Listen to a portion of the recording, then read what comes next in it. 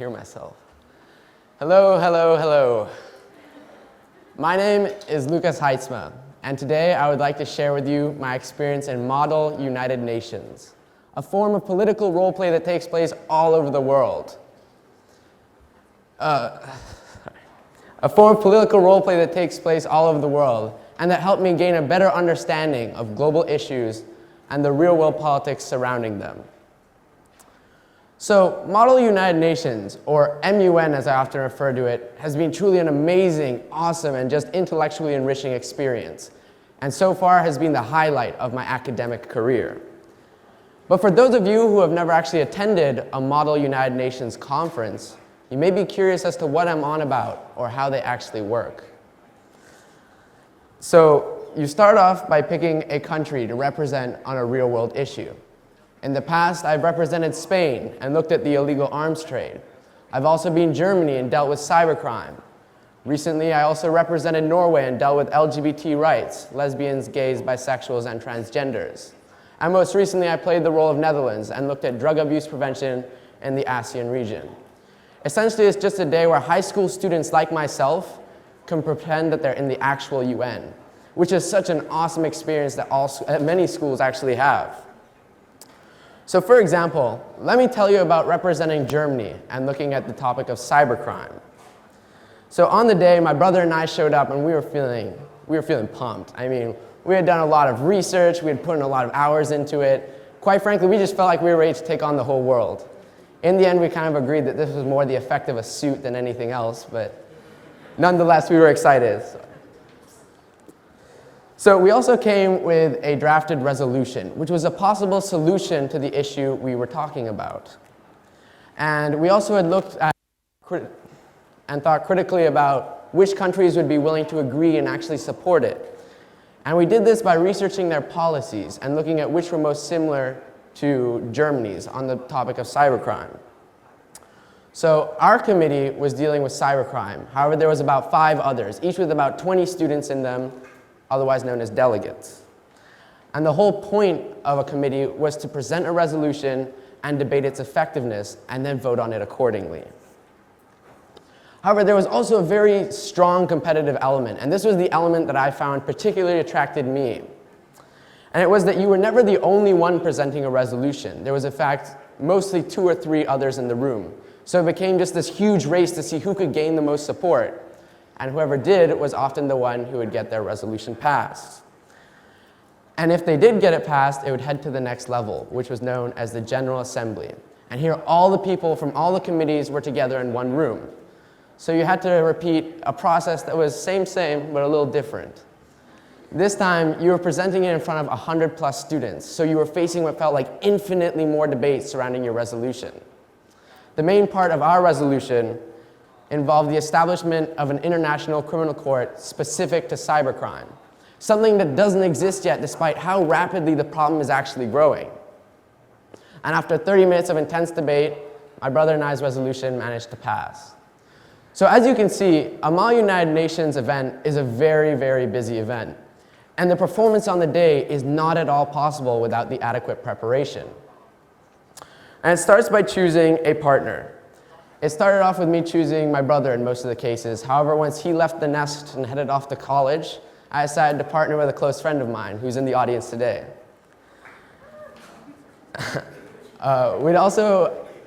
Usually within about an hour, my brother and I would be drafting our first resolution. But the first resolution was always unique and peculiar in kind of a bizarre way. And that was that the first resolution was always absolutely horrible. And that was because within an hour, you could see what the issue was, but you were not at all ready to comment on the cause or the root of it, which is something that is essential and that you need to know if you're actually going to tackle any sort of conflict. But then as your research would continue, you'd be sitting in your room at 2 a.m., and then all of a sudden, bam, you'd get that aha moment. The moment where you started to understand an issue in all its various aspects, and all the research you had done began to fit together and mesh together and have a clear purpose. So, doubtless, there are people who believe that a TED Talk about global politics would be tragic and sad. And I used to believe this as well, and those people have every right to believe it.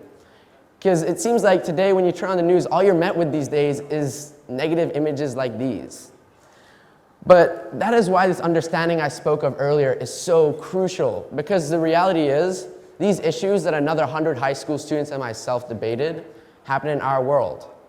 And the first step to actually resolving an issue is getting a better understanding of it, because only then can you start to look at what resolutions are actually applicable and plausible. And what Model United Nations helped me realize is if someone takes the time to actually research, understand, and address a conflict, through discourse and collaboration, solutions really can be found. So as the conferences went on, it seemed like my passion for debate was growing stronger and stronger. And because knowing your topic, country, and resolution well enough to both defend and promote it, to me it was both satisfying and extremely exhilarating. It was satisfying because if you could defend and promote your resolution well enough, it would get passed, which, as I mentioned, was pretty much the whole goal of Model United Nations. It was also exhilarating because you're put on the spot with everything you worked for, depending on your knowledge on your country and resolution. And before I knew it, I completed 4 Model United Nations conferences. And I started to have teachers telling me I owned the floor. And then I started to find out that there was also other students who were looking for my personal weaknesses so as to defeat me in debate. And then it clicked to me that a big part of my strategy was looking beyond the personal nature of my opponent, unlike what is unfortunately seen in politics today. But instead, I would focus on the bigger topic at hand. And by the 3rd conference, being able to strategize and achieve resolutions that could benefit the world as a whole without entirely affecting each country's laws really became quite a beautiful and consuming challenge for me. And so were the discoveries that came with it. Now, don't get me wrong, guys. I know there's a million ways to educate yourself on the world, whether you use BBC, CNN, whatever. But Model United Nations was mine. And these discoveries I speak of were really why I'm glad I did it. So the first discovery I made was something that many of you may be familiar with. And that was that kids who had experienced multiple cultures, they actually excelled far more in the context of MUN. I mean, there's quite a few of us in Chiang Mai. I myself have lived in Uganda, Ethiopia, Belgium, and now Thailand.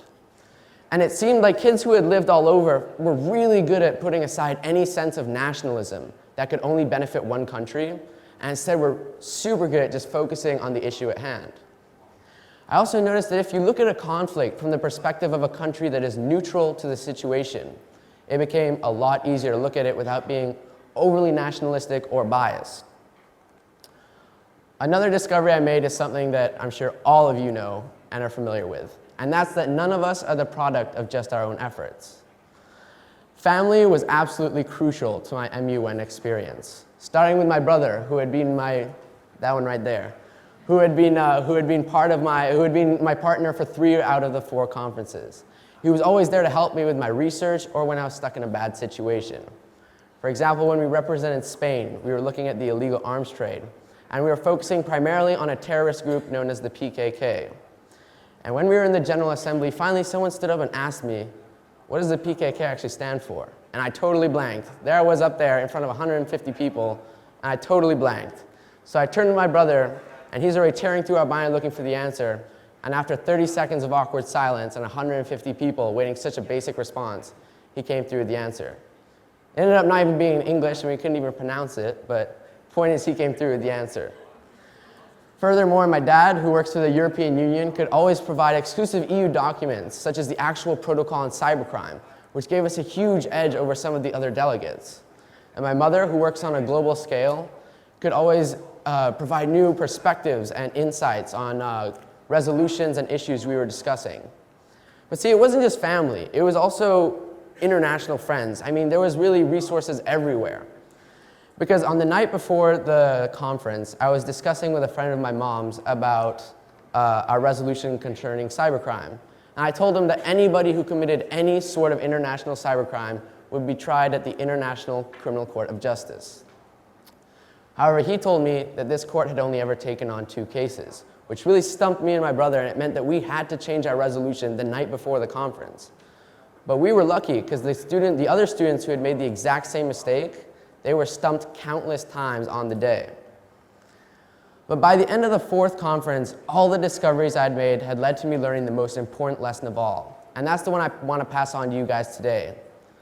And that is hope. I currently live in a military dictatorship, and from everywhere else it seems you hear of nothing but news of war between neighbors, such as the situation transpiring in Israel, broken parliaments and dysfunctional governments, such as that of Uganda, where I used to live. And doubtless there are people who believe that a talk about global politics would be tragic and sad. And prior to my Model United Nations experience, I myself would have agreed. However, I do not see myself as a character in tragedy, and I hope you guys don't see me that way either. But what Model United Nations really helped me realize is that the only tragic and sad thing is despair in our ability to resolve an issue through discourse and collaboration. It is as Otto von Bismarck suggested, politics truly is the art of possible. Thank you all for this time together.